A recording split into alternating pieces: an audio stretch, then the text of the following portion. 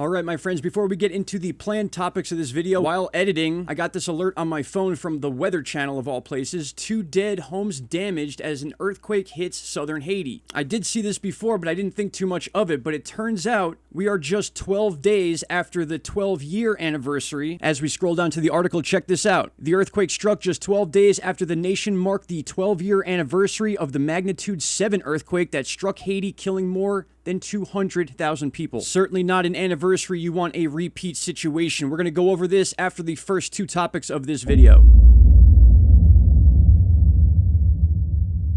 Concerns still growing after a 6.0 earthquake strikes just north of New Zealand, putting possible pressure on the already very fragile Tonga volcano. And just to let you in on a little secret, if you went to the USGS to check, you're not going to find it. And this may be a few days late, but nonetheless, I want to check out this massive meteor sighting seen just over the Great Lakes. And then just yesterday, a rare daytime meteor sighting caught on camera. I got you covered on that info, as well as this new Haiti earthquake. We're going to break this all down right here, right now. Let's go.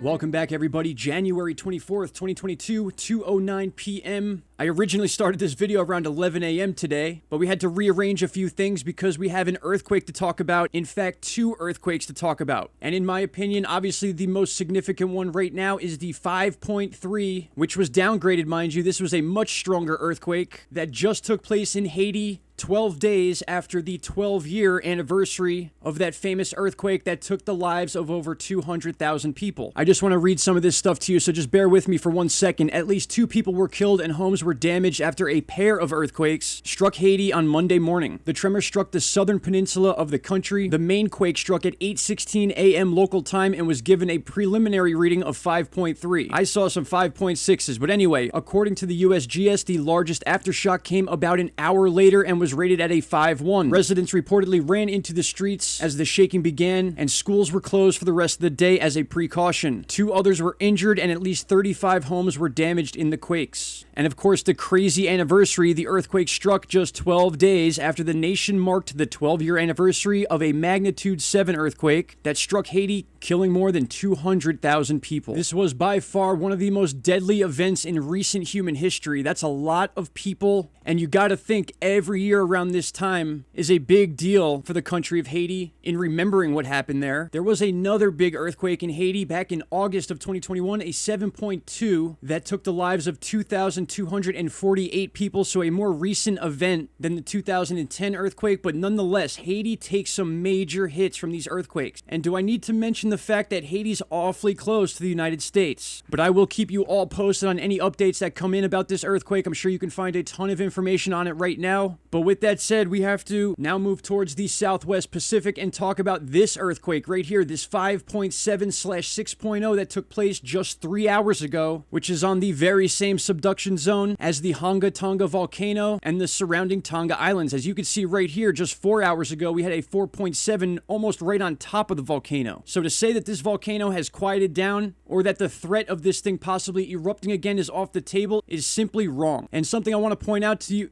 And something I want to point out to those of you that don't already know about this, but the USGS tends to forget about some of these earthquakes. As you can see, the 5.7 is right here. Now 7 hours ago. I'm sorry, when I started working on the videos today, it would have been 3 hours ago. But getting over to the USGS, we could see that the Haiti earthquake has been recorded, no problem at all. Downgraded to a 5.1, no surprise there either. But when we get over towards New Zealand, we take a look at what we thought could have been that quake, and that's just a 4.5, which is nowhere near the near 6.0 that actually took place. This earthquake was a little bit deeper than we're used to seeing around the Tonga Island. Those have been around 10 kilometers, sometimes 20 in certain cases. But as you move farther away from the Tonga and the volcano itself, we see massive depth in some of these earthquakes. By Fiji, we get some in the 300-mile range. But taking a look at this 6.0, 100 kilometers or 62 miles, remember the rule of thumb. Many times when we get deep earthquakes, they are usually followed by more shallow, stronger earthquakes. All right, as far as the meteors go, let's take a look at this daytime daytime sighting first on the west coast of the United States. Very, very cool video. This was sent in by Chase Taylor, and anything posted on American Meteor Society is considered fair use, so I'm allowed to use this video. Now, something interesting I want to point out here. This dog actually recognizes the meteor before we even see it on screen. So you're going to see the meteor pass behind these two trees right here. It's going to be a little hard to see until I zoom in, but watch the dog's head, and then immediately after he turns his head in this direction, we see the meteor begin. Going to go ahead and hit play here. Dog's head turns right there, and there's our meteor. Unbelievable stuff. Let's zoom in on that. All right, now take a look here again. Watch the dog's head. I have it zoomed in a little bit. You're going to see his head turn, and then the second it turns, it's almost like he sees the meteor himself or herself. And it's just very cool. Here we go. I'm going to hit play. Watch the head turn and meteor. You can't make this stuff up, my friends.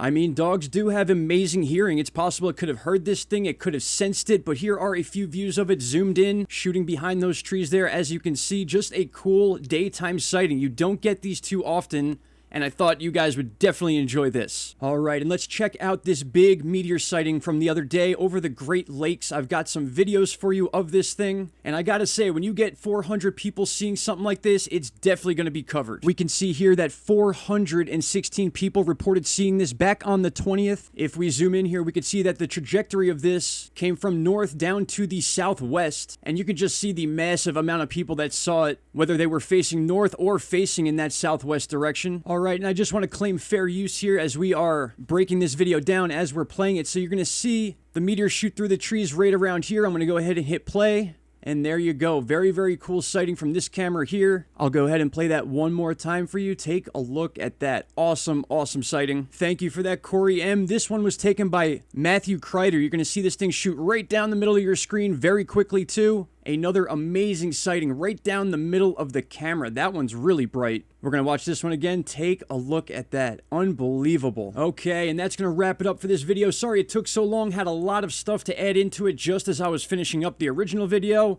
That's what happens. Certainly nothing to complain about. I appreciate each and every one of you. Shout out to Canada. Questions or concerns, please leave down below, and I will see you all in the next video. Take care. Bye-bye. Stop right there, my friends. If you have not already, click that subscribe button, and don't forget to hit the bell icon. Click all, and you will get all notifications from this channel. And trust me, you won't be disappointed.